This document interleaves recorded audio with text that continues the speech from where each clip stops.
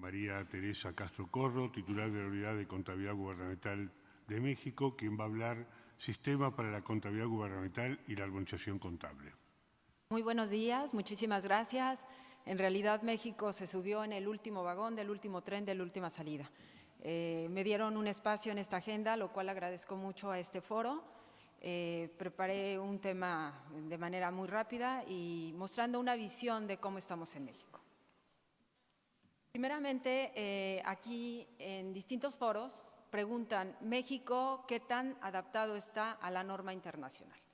Entonces, cuesta mucho trabajo explicar el modelo de México, pero en realidad nosotros no emitimos una norma con la NIF al lado.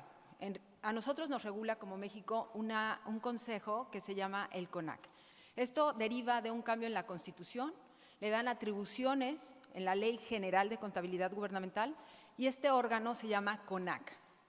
CONAC es el único autoridad en materia normativa. Es el que emite las normas, regula y es el único responsable. Mientras que en la contabilidad privada en México es el Consejo Mexicano de Normas de Información Financiera. El sustento legal, como ya señalé, es la Constitución y una ley general, y en la privada pues son las normas de información financiera NIF. Tenemos la opción de supletoriedad. Cuando no está previsto por el CONAC, optamos por las NIC-SP o por la SIGNIF. Sin embargo, como tenemos que hacer a veces trajes a la medida, sesiona CONAC y hacemos una norma para resolver ese asunto, porque incluso en las normas internacionales no existe. México tiene esa característica, le decimos allá, de chile, mole y manteca, o sea, de todo, ¿no? Son guisos muy complicados, muy tropicalizados, entonces tenemos que hacer cosas muy, muy específicas. Para entender qué es CONAC, CONAC es un órgano coordinado para la armonización de la contabilidad gubernamental y tiene por objeto la emisión y difusión de esas normas. Toda esta información ustedes la pueden consultar en www.conac.gov.mx. Ahí se encuentran todas las sesiones que ha tenido CONAC desde el año 2009 hasta la fecha. La última sesión fue el 29 de agosto. Este consejo se integra por el presidente del CONAC, es el secretario de Hacienda. Lo integran gobernadores, los cuales van rotando, presidentes municipales, subsecretarios de Hacienda y el que ocupe el cargo de titular de contabilidad gubernamental tiene su otra cachucha, que es el de secretario técnico. Por una me pagan y por la otra no, y el trabajo yo creo que es más en CONAC. La parte del consejo señala que sesiona al menos 3 veces al año. Ahora, ¿quiénes estamos sujetos a esta norma CONAC? Todo el país. El país se integra, de acuerdo a la Constitución, en 3 órdenes de gobierno: federal, estatal y municipal. La complejidad, por ejemplo, del federal, a mí me toca integrar la cuenta pública del federal, que son 211 entes. Señalo con color rojo la parte del Ejecutivo. El Ejecutivo es lo que vengo a presentarles solamente. De la totalidad de entes que se rige CONAC, son 6,041. Solamente vengo a explicarles uno, el Poder Ejecutivo. El Poder Ejecutivo está integrado por 26 secretarías de Estado y 8 ramos generales. Estos ramos generales es porque no hay un ministro, sino que se regula por la propia Secretaría de Hacienda, como es el tema de pensiones, participaciones a las entidades federativas. Entonces, dentro de ese número 1, somos 34 unidades, subsecretarías. ¿Cuáles son los antecedentes para que haya un sistema? La propia Ley General de Contabilidad, hay un artículo expreso, que ahí lo señalo, señala que se considera una herramienta tecnológica y habla en sus definiciones de un sistema, el sistema de contabilidad gubernamental, así hace mención la propia ley, que cada ente público utiliza como instrumento de administración financiera gubernamental. Y ahí contempla los 4 subsistemas, que es ingreso, egreso, tesorería y deuda pública. Hay un reglamento de la Ley Federal de Presupuesto y Responsabilidad Hacendaria que considera un sistema electrónico para trámites presupuestarios determinado las características y especificación Ahí menciono el lenguaje con el que nosotros identificamos los sistemas en México. Es el programa para la integración de la programación y presupuesto, el módulo de adecuaciones presupuestarias, el MAP, el SICOP, que es el sistema de contabilidad y presupuesto, que también administro y llevo todas las transacciones del egreso. O sea, aparte de llevar la contabilidad, la armonización, también administro el sistema de contabilidad y el sistema solo del egreso. El SIAF, que es el Sistema de Administración Financiera Federal, que es donde se efectúan todos los pagos, y el SICOFE, que es el sistema también de la tesorería, donde lleva su contabilidad y las transacciones de flujos de fondos. ¿Qué características debe tener un sistema? Debe de ser único, uniforme e integrador. Debe de integrar en forma automática la operación contable con el ejercicio presupuestario. Tiene que registrar las transacciones de manera automática y por una vez en los momentos contables correspondientes. Tiene que generar en tiempo real los estados financieros de ejecución presupuestaria, económica y otra información. Y tiene que sustentar los registros de las operaciones contables y presupuestarias con la documentación original que compruebe y justifique. Aquí hago mención. Si todo lo tuviéramos en la Secretaría de Hacienda, dado que señalé que solamente tengo el Ejecutivo, pero el Ejecutivo tiene representaciones de delegaciones en todo el país. Entonces, traer la documentación se vuelve muy complicado. El sistema tiene la posibilidad de encriptar el documento y manejamos firma electrónica. También una de las mejoras recientes que señalé es conectar la parte del ejercicio del presupuesto con la parte de las compras. Es otra dependencia, es la función pública. Control interno lleva todo lo que es el sistema Compranet. Y entonces hoy ya están ligados los sistemas. ¿Cómo es el sistema de contabilidad gubernamental? Tenemos 4 grandes proveedores de información, como ya señalé: ingreso, egreso, deuda y tesorería. Y proveemos de información a lo que es la parte de la cuenta pública y a la parte del avance de la gestión financiera, que esto en México le llaman mini cuenta pública, es un informe a la mitad del semestre. Esta herramienta tecnológica se llama SCG. Y vamos a explicar cómo nos conectamos a cada uno de estos subsistemas. En la parte del ingreso, el recaudador, el que tiene la atribución, es el SAT. Es el Servicio de Administración Tributaria y la Subsecretaría de Ingresos. El primero es un órgano desconcentrado y el otro es una unidad administrativa que ambos dependen del secretario de Hacienda. Uno define la política, tarifas y todo lo que es la política teórica y el otro es el que recauda. Estos generan en sus sistemas operativos las transacciones correspondientes y a través de un subsistema de recaudación nosotros hacemos el engrane para tener la información. Nosotros tenemos la información, esto se está generando diario. Diario tenemos el corte de esta información de la administración tributaria. En la parte del egreso, en el egreso tenemos la joya de la corona, que es presupuesto, donde ellos hacen el presupuesto, el anteproyecto, el proyecto y todas las adecuaciones correspondientes. Entonces ahí obtenemos las fases del egreso del original, adecuaciones, reducciones y en consecuencia el modificado de este presupuesto. Todo esto circula en el sistema PIB y en el sistema MAP. Esta autoridad es presupuesto. Una vez que se carga ese presupuesto, entonces entra a una herramienta que se llama SICOP. En el SICOP tenemos todas las etapas del gasto. Tenemos la parte de los compromisos. Cuando empiezan a hacer un proceso licitatorio tienen que sacar una suficiencia presupuestaria para acreditar que se cuenta con el recurso y poder iniciar el trámite. Es ahí donde ya nos estamos conectando con la autoridad de compras, porque ¿qué pasó con México? Y seguramente fue muy sonado. Pemex le debía mucho a proveedores. Si bien ese sistema yo no llevo a Pemex, como señalé, solamente es el Ejecutivo, Pemex tiene la personalidad jurídica de EPE, Entidad Productiva del Estado, ¿no? pero digamos que la filosofía es la misma, es falta de control y disciplina en el gasto público. Entonces, a veces con un mismo recurso, un ejecutor empieza a hacer N contratos, de tal manera que cuando se formaliza el contrato genera una obligación de pago, pero no tiene un sustento económico. Eso hace que haya desequilibrio en las empresas.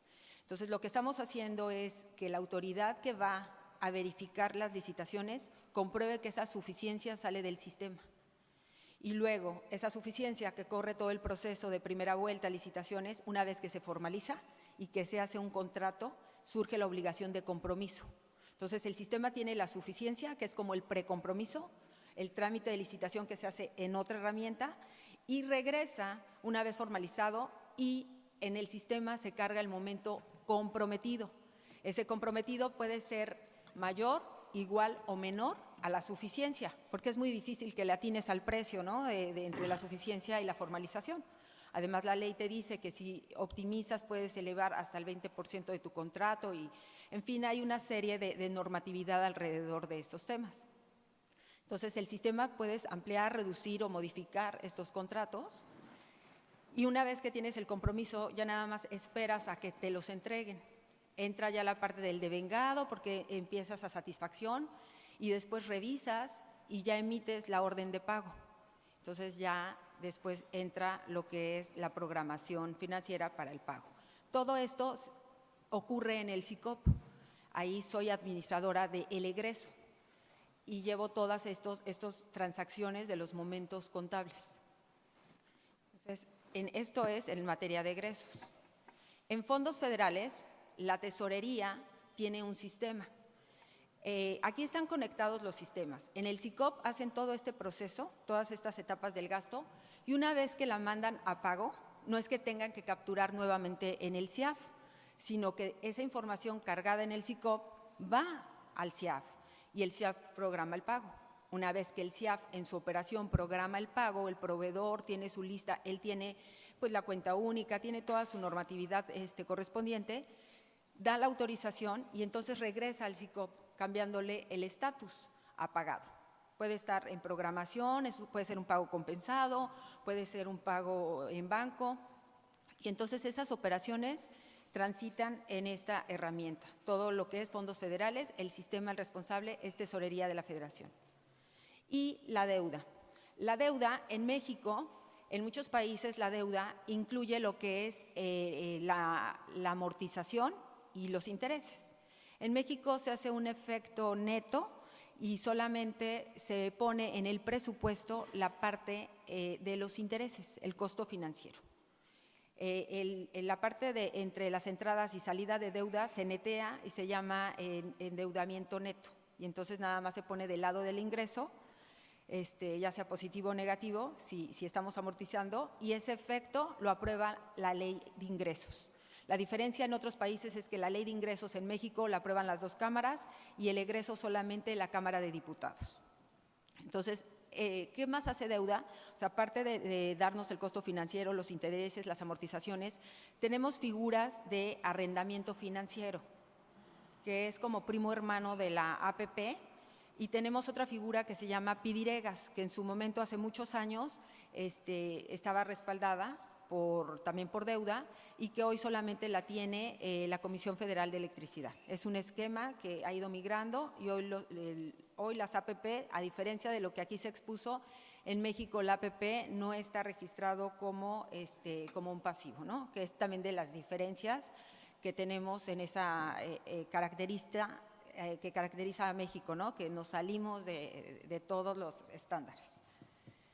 El flujo de parametrización. ¿Cómo hacemos para que todo esto ocurra, estos subsistemas converjan y podamos generar la contabilidad?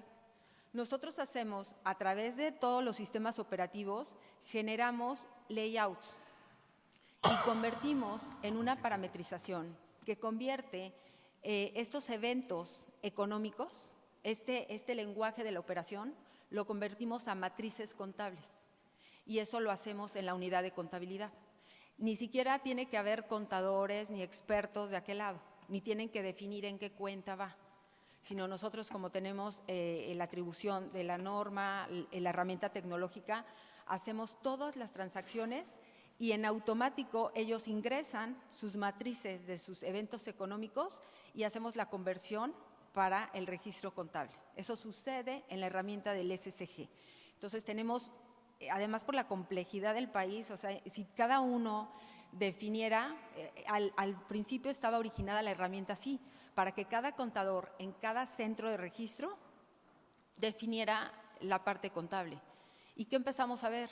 Que los criterios entre los distintos contadores, muchos decían, pues va a tal cuenta, otros a otra, y en realidad después destrabar esas confusiones o aclararlas, pues se volvía muy complejo. ¿Y cómo regresas al origen del problema? Entonces se decidió centralizar la parte contable, definirla a través de parametrizaciones, y entonces el manual de normas obedece a una parametrización y define todos los registros contables. Los productos que se generan del SSG es el estado del ejercicio de la ley de ingresos, la parte de los estados financieros, los libros mayores, las pólizas contables, los estados financieros y las transacciones de centros de registro. Esta información, si bien podríamos sacarla a diario, hacemos un corte mensual que ponemos constantemente a disposición del área de estadística de la Secretaría de Hacienda. Eso es un avance porque anteriormente en México la única información que presentaba era información en flujo. Hoy día se está empezando a adoptar la política de voltear a ver a contabilidad, lo cual me alegra mucho porque están tomando decisiones hoy con información contable, lo que nunca había sucedido.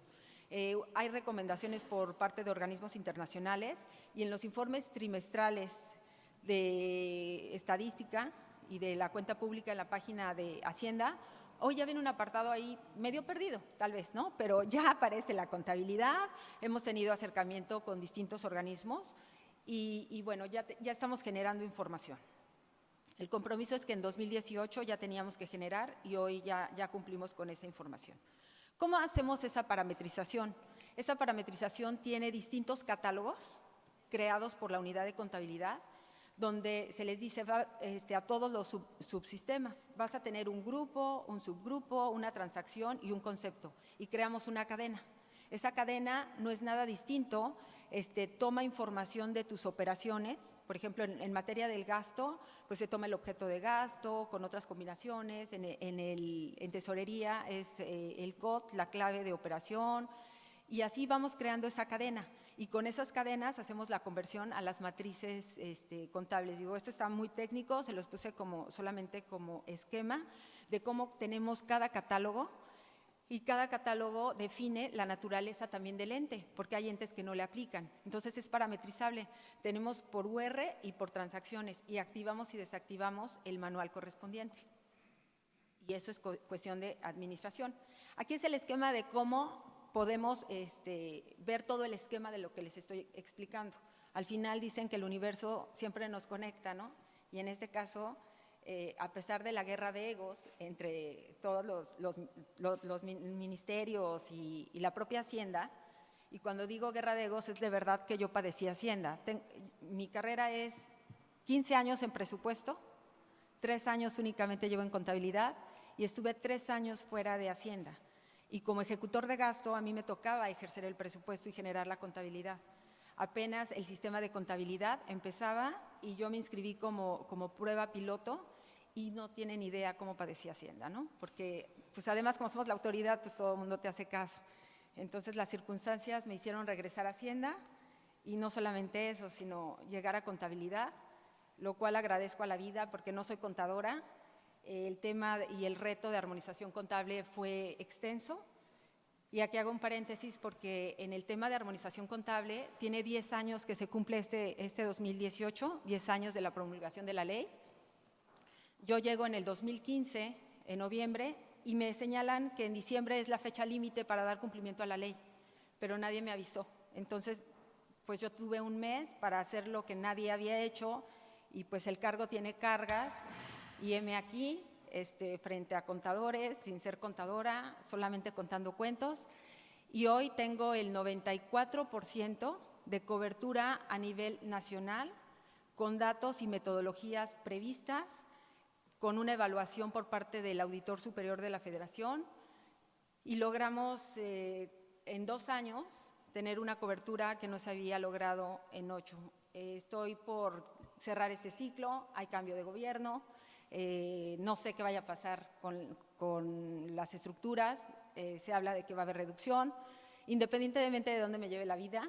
Muchas gracias por darme la oportunidad y bueno, aquí concluyo con esta parte de esta lámina donde señalo que todo converge, ¿no?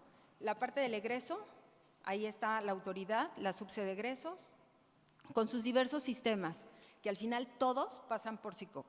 O sea, el PIB, el MAP, si bien son desarrollados y quien autoriza es la unidad de presupuesto, en contabilidad se reciben todas esas transacciones, el usuario no tiene que entrar a todos los sistemas, su única vista es el SICOP.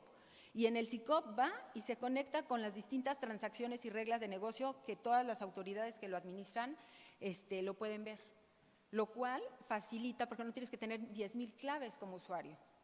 Es solamente una vista que se llama SICOP y ahí tú haces todo tu operación presupuestaria y en esta operación se conecta ahí con el azul que es el SICOP. En el SICOP están todas las etapas del gasto. Hoy tenemos todas, aprobado, modificado, comprometido, devengado, ejercido, y todos los ejecutores, como ya señalé, 26 secretarías y 8 ramos generales. Todo esto se conecta en la parte del egresos. En la parte del ingreso, el SAT, tenemos la recaudación de todo el país, porque en México todos los estados han preferido ceder la recaudación al Estado y a través de fórmulas regresa una participación al Estado de acuerdo a las contribuciones y recaudación y por fórmula que esté prevista. Entonces, entra todas las transacciones del SAT, entra toda la información de deuda y entra todas las operaciones del SICOFE. De tal manera que a través de las parametrizaciones, estos cuatro sistemas entran al SSG, se hace la conversión contable y tenemos los estados del ejercicio presupuestario, tenemos todas las matrices y tenemos el resultado de todas las cuentas contables. Estamos hablando de millones de transacciones. Y además, como si no fuera poco, mi profesión es actuaria y entonces me encantaba la estadística. Cuando yo llegué a presupuesto, en realidad la calendarización era por líneas. Entonces había una línea que era una bolsota donde decía servicios personales. Había una bolsota de materiales, otra de subsidios y así era. Entonces dije, oigan, pero ¿por qué no abrimos la clave presupuestaria por meses? Y bueno, sí se hizo. Mis jefes que me apoyaron, pues bueno, han partido y me quedé con toda la carga, pero no me quedé ahí, sino dije, ¿por qué no le metemos a la clave el campo de proyectos de inversión? Y entonces ya tiene el proyecto de inversión para rastrear cómo va la obra. Oigan, pero pues si el país es tan grande, ¿por qué no le metemos entidad federativa? Entonces hoy tenemos la geográfica, porque ya sabemos en dónde se gasta, y el SICOP aparte me da la posibilidad de una clave ampliada. La clave oficial y podemos meter por centros de costos, podemos por ver controles por quién gasta o por si son licitaciones. Entonces podemos hacer tanto como queramos, siempre tenemos la posibilidad de tener más y más información. Hasta ahí una pequeña visión de cómo está integrado. Si tienen, esto es la parte como en la cachucha de contabilidad gubernamental. Como secretario técnico los invito a que entren a la página de CONAC, porque ahí se ve todas las normas que hemos hecho. Tampoco quiere decir que estemos divorciados de las normas internacionales. Cada norma que se hace está siempre estudiada y referenciada a estas normas, pero nosotros las tropicalizamos porque a veces, pues así como vienen, no obedece a las características de México, ¿no? Si por eso nos llaman un poco desordenados, sí, lo acepto, pero hacia allá vamos. Estamos tratando de estructurar, de ser pues un poco más transparentes. Hoy tenemos toda la información, absolutamente, y reitero, con cifras oficiales, con calificaciones en la armonización contable y cualquier cosa, pues estoy a sus órdenes. Muchísimas gracias por este encuentro y que Dios los bendiga.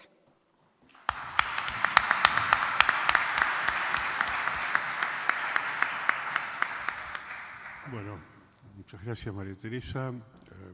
No tenemos preguntas, con lo cual vamos a dar paso al segundo bloque de la mañana, que es Impacto en la tecnología de la gestión pública financiera, a cargo del director ejecutivo de Ernst & Young Argentina, señor Alejandro Jordi, y va a ser moderado por Miguel Barús, especialista financiero del Banco Interamericano de Desarrollo.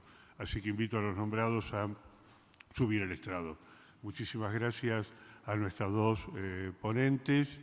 Recordamos que todo este material va a ser subido a la página oficial de Focal.